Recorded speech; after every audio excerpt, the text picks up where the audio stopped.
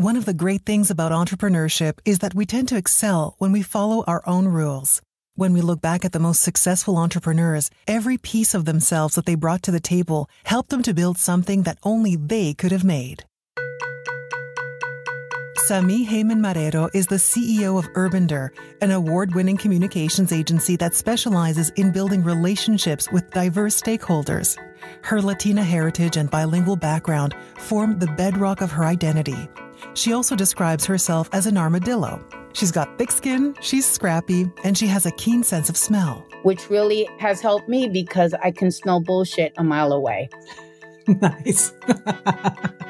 Born in the Bronx, Sami and her family moved to Puerto Rico when she was 8. Once she was armed with a master's degree in communications, she headed back to New York to dive headfirst into the media and publishing industry. Sami was convinced that she would find success. But like many of the founders we've talked to, she soon found herself grappling with some harsh realities, dealing with cultural and social environments that were completely different from the ones she grew up with. To kick off the new year, I sat down with Sami to hear her story. You're about to hear her best advice on self-advocacy, why communication is the most useful skill for any entrepreneur, and how her business thrived during 2 major economic downturns. I'm Catherine Vasilopoulos, and this is And So She Left, the podcast about incredible women entrepreneurs and the wisdom they gained beyond the corporate world.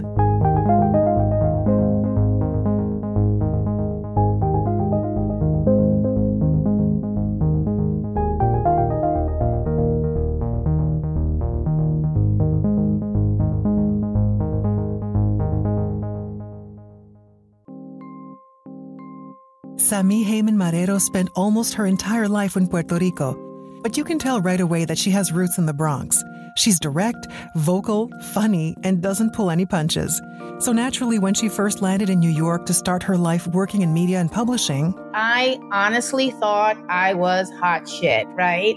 I was young, I was cute, I was educated, I was bilingual, and I said, forget about it. I have all of the assets and all of the skills that I need to really make it. It was, to me, a big shock to walk into the publishing and media industry in New York City and realize that my persona as a Latina was really not what I thought it was going to be, and that it was an industry really run by white males. And to navigate that was not going to be easy. And so it was really interesting because those first few years, it was a lot of like figuring out where do I fit in and how do I go from being invisible to being seen, and then also becoming an armadillo. What do you mean by that? What does that mean?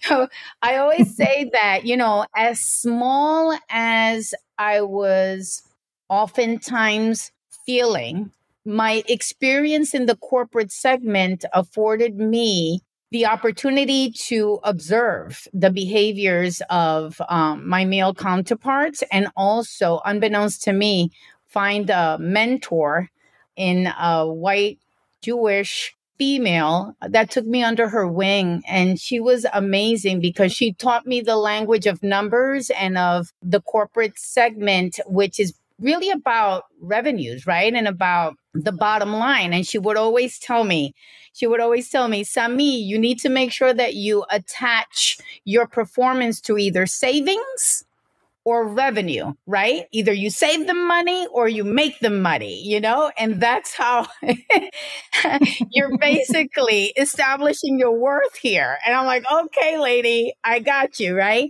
And so it was very, very interesting. And in that process, as I was bulldozing my way into these spaces, I became an armadillo because I developed a thick skin, right? Everything from pushing back on who do you think you are, and not feeling offended by that, and to forget it. I mean, I don't want to start dropping F-bombs here, but I've been called everything in the book. And at this point, it just doesn't faze me, But then there's other characteristics that the armadillo has that I feel I was also able to develop in my corporate life prior to becoming an entrepreneur that then equipped me, aside from a thick skin, They have long claws, right? And they're, again, Okay. well, yeah. And so I learned how to pull out my claws and push back, right? And so I learned how to have really quick, like, rebounds, right? And participate in banter that often happens in these male dominated circles. And I was marveled at, my goodness, how do these guys talk to each other like this? And then they move it along and they move on. They're not offended. They're not, right?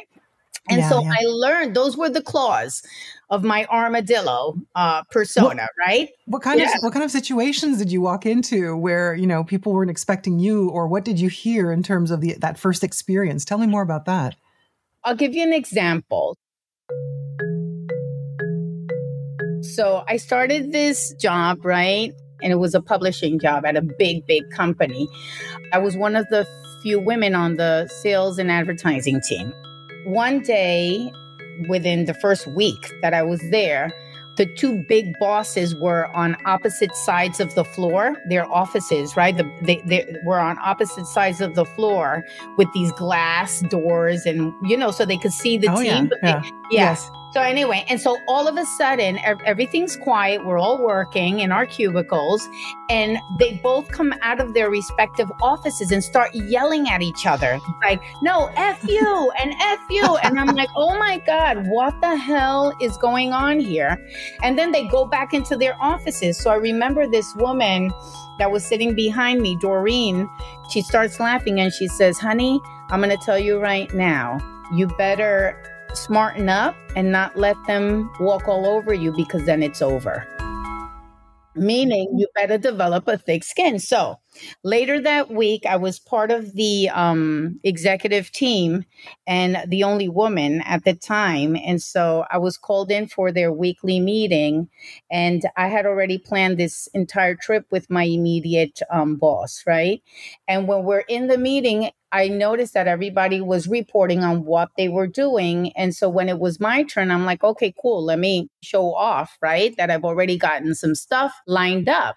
And so I mentioned we had already set up a meeting to meet with Bacardi, the brand, down in Miami.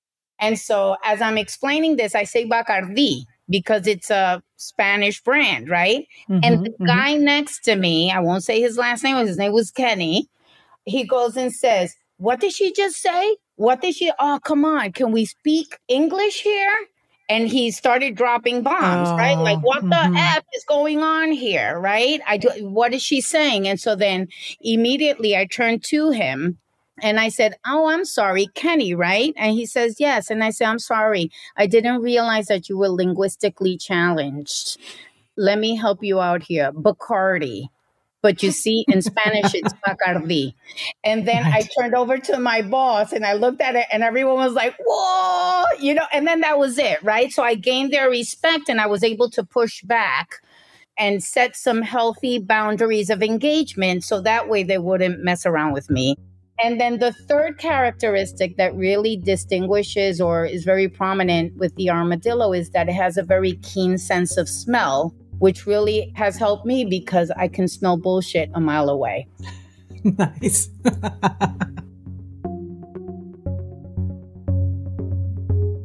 But were you always like this, or did you ever have moments where you were shy or felt invisible, and then you had to really come out of that shell and to get to that place of invincibility?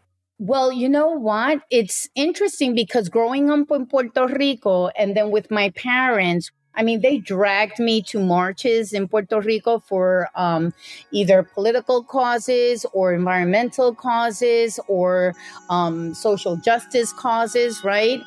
I grew up in a family that was very vocal and very much about voicing our opinions. And so when I first moved to the U.S. mainland, one of the first few jobs that I got fired because I opened my mouth. And so then I did have to kind of reel it back in and learn how to navigate this new culture because it was very different from what I grew up with. And then the University of Puerto Rico is very well known also for being about advocacy, right? And about la lucha, the fight, right? And human rights and all of that kind of stuff. And so it was a big, big disconnect for me to come into such a structured and, again, male dominated and also non-Latino work environment where you had to kind of, follow certain rules and align yourself with a certain protocols, to make sure that you were able to just survive. Yes, because corporate life is completely different. Absolutely. You walk into a corporation, you have to adopt their values. They always have a motto or they have some kind of mission statement, and you have to adapt to that. And if it means, I have to keep my mouth shut on my opinions, because if I'm heard, saying certain things, then maybe they'll fire me or they're going to cast me in a different category. And being bilingual also is helping you because you're able to navigate and be on either side of that cultural fence. Tell me more about that, the bilingualism. Yes, I think that that's been the big advantage that I've had in terms of my career, because all of the job opportunities that I was able to have before becoming an entrepreneur were highly anchored in my bicultural, bilingual expertise or skill sets, right?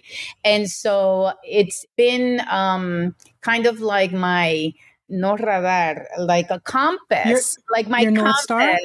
Yes, my North Star, right? It's about really highlighting the value of multiculturalism and bilingualism. And that's been at the forefront of everything I've done in my career, and also from an entrepreneurship standpoint. But it's also been the challenge, because I think that people then pigeonhole you into just this category, right? And don't see you beyond, the whole Latino, bilingual, bicultural bit.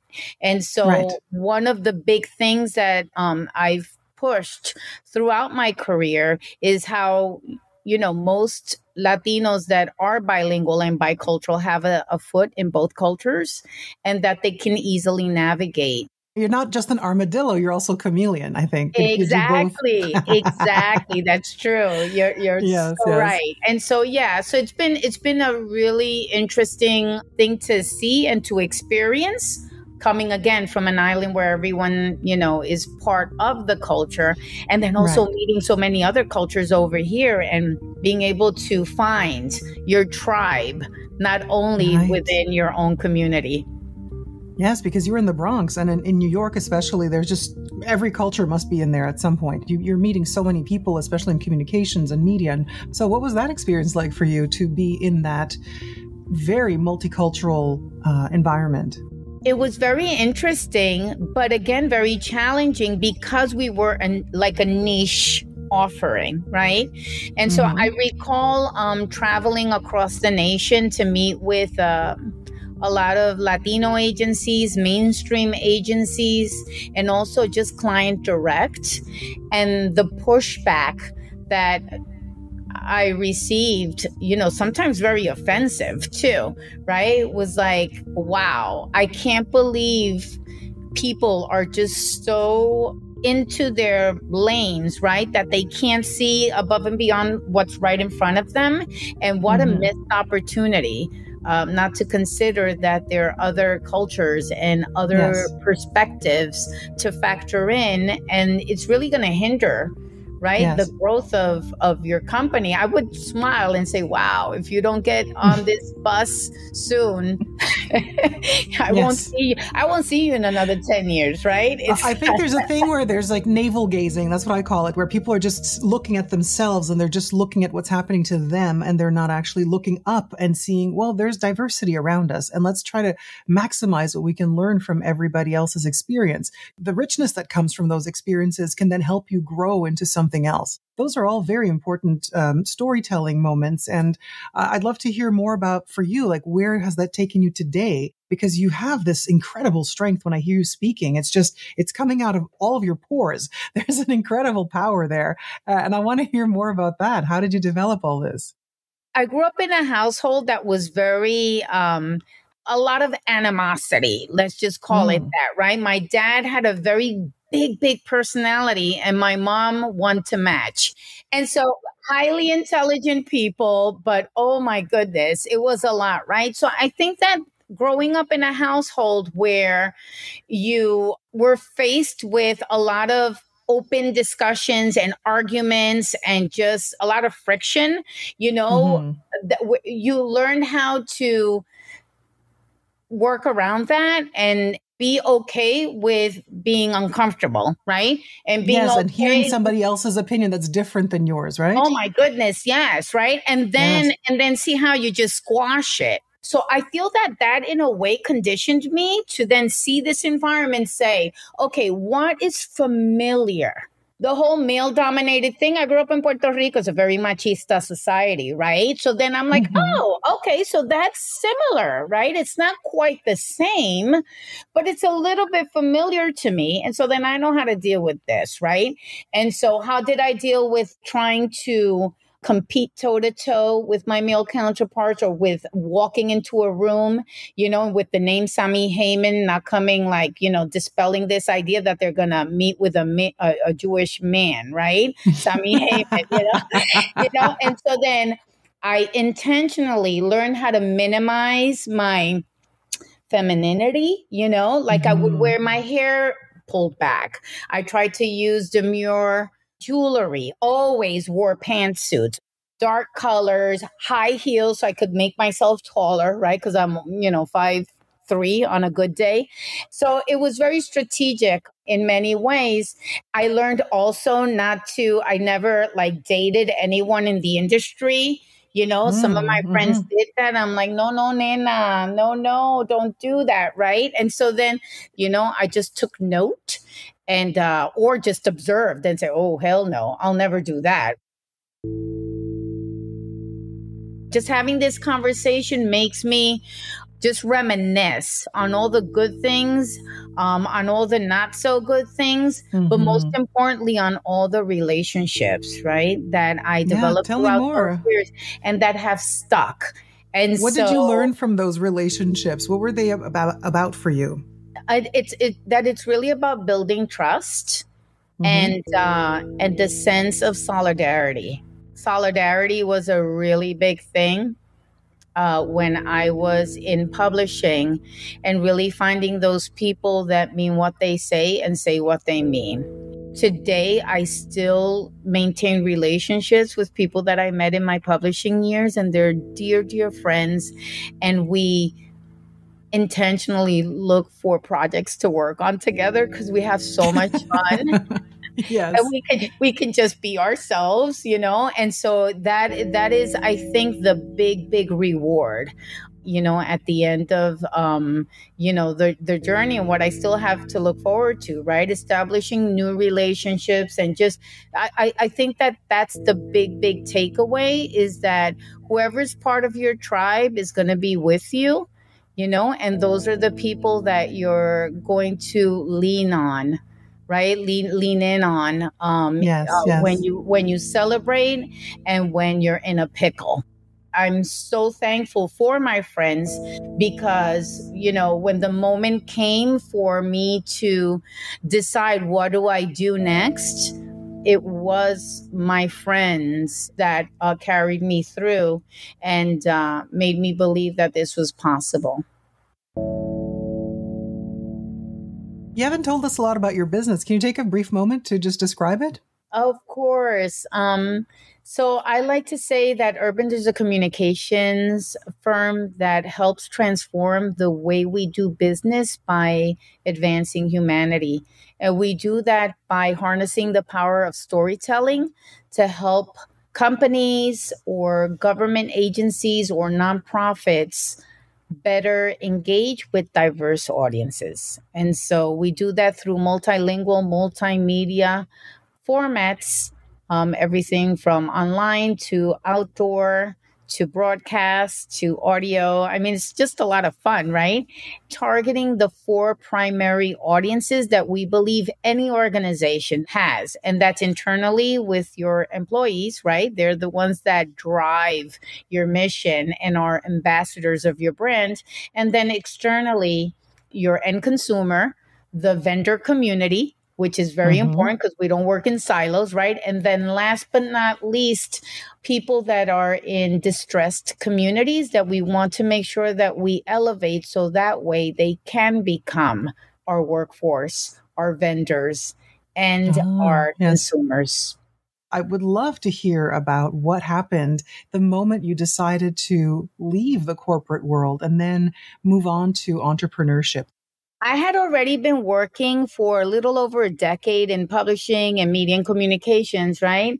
And I got to tell you that in the tail end, it was just getting old. For like 3 years before I started Urbander, I was like, oh man, I don't know if I could do this anymore, right? It was already taxing.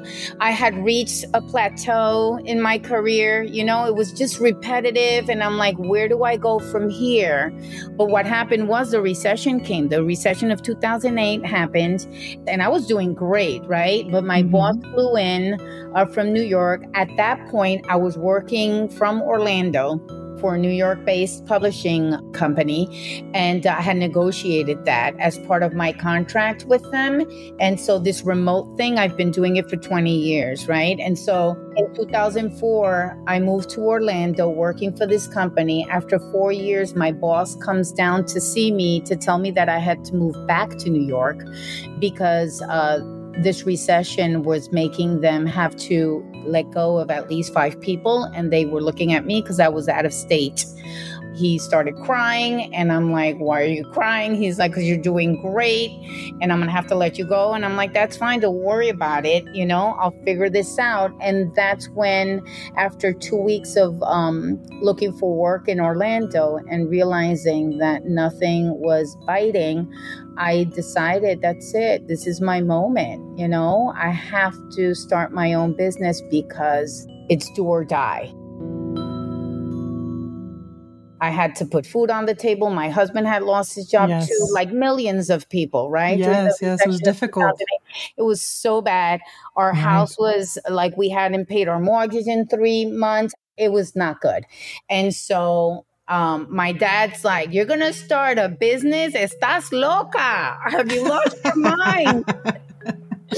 And I said, Papi, I mean, what else am I going to do? Right. And so I started Urbander. I called all my friends nationwide and only like a few called back and said, hey, we'll be on the lookout.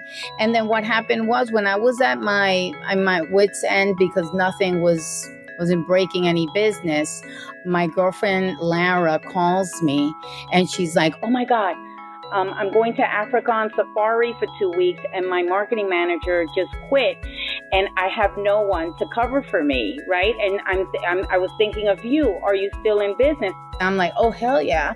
And she's like, great. Could you cover for me?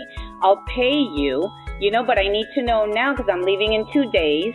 And I said, absolutely, under one condition. And she's like, what? And I tell her, if you give me a 3-month contract.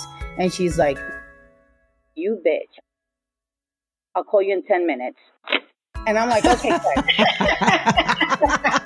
So we hang up the phone and I'm like waiting. I felt like that show is a Jeopardy that goes din, din, din, din, right? With the music, waiting for her to call me back. And she did. And this was around October of 2008. And she tells me, I have $13,500 left for this year. For the love of God, tell me yes, that you'll do it, and then we'll renew your contract in January when I get my new budgets. Oh, wow. And I said, yes, Lara. And she FedExed me her package, and that's it. Those are the best friendships, the ones that you make earlier on in a corporation where there's always this like disruption and it's difficult times and everybody goes out for coffee and bitches about stuff. But then those friendships stay for 20, 25 years. They're amazing. Yeah, and she's still my friend. We just got married this past fall. I went to her wedding in New York and it was great, right? So amazing. Yeah. And so that's just one of many. So they're my best friends since we grew up in Puerto Rico when we were 8 years old. She's a lawyer in Texas. And that was our second client. She was working for a big law firm in Dallas and they were bringing in a marketing firm. And when they did a presentation to the principal, right, at the law firm she was working at, she says, these people don't know what they're talking about. My girlfriend, Sami, could do a much better job. And he's like, really?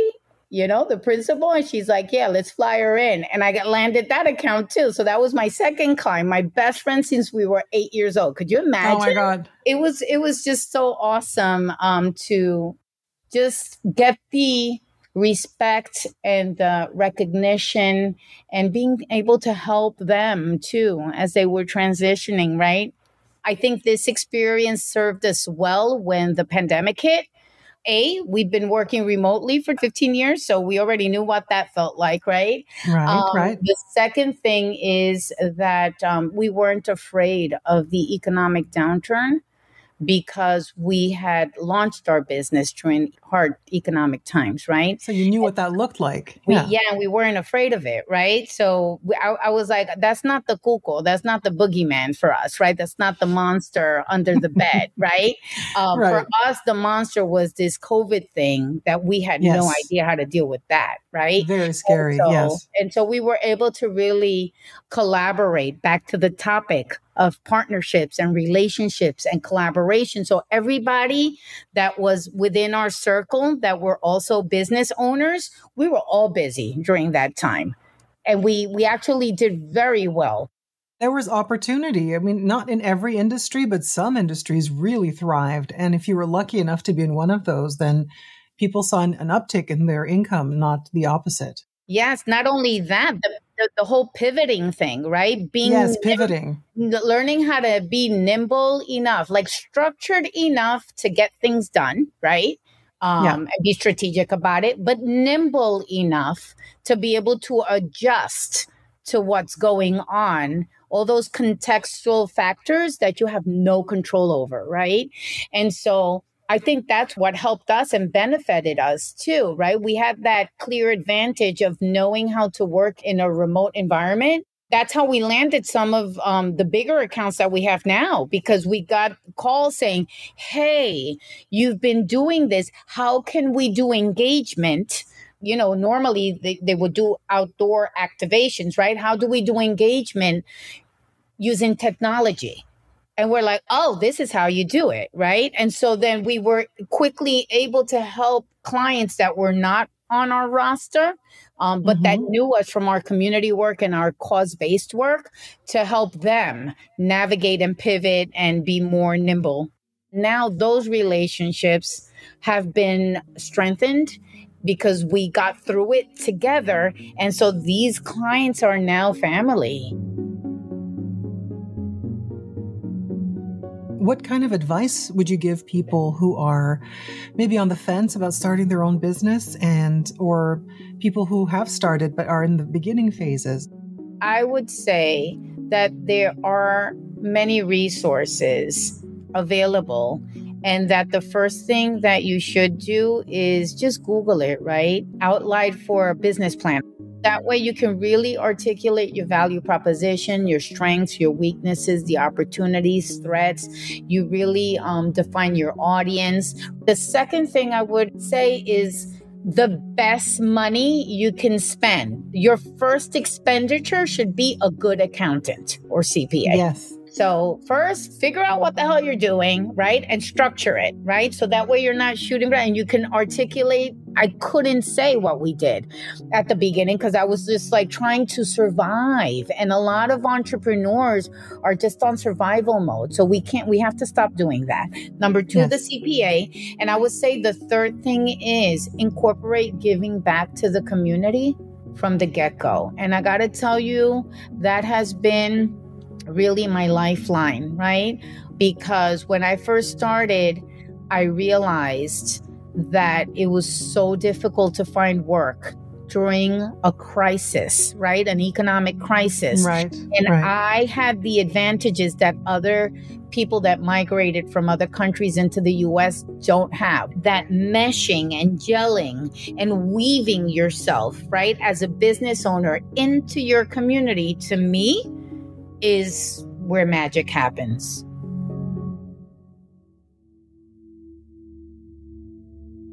Thank you so much to Sami Haiman-Marrero. You can learn more about Urbander through the link in the episode description. If you like the show, please rate, review, and subscribe to And So She Left wherever you listen. Your feedback helps us to continue to make the show you want to hear and to reach new listeners. We also have a new website. Head over to andsosheleft.com for full episodes, transcripts, an application form to be on the show, a list of upcoming guests, and more. And So She Left is made by Cansulta and Ethan Lee. Cansulta connects entrepreneurs and leaders with a global roster of over 150 pre-vetted consultants and experts, like Ethan and I, who can help organizations in any business area, from HR to finance to sales and marketing and communications. We'll be back next Wednesday with a new episode. Our music is by Correspondence and Chris Zabriskie, edited for your enjoyment. You can find a list of all the songs you heard here in the episode notes. I'm Catherine Vasilopoulos, and thanks for listening.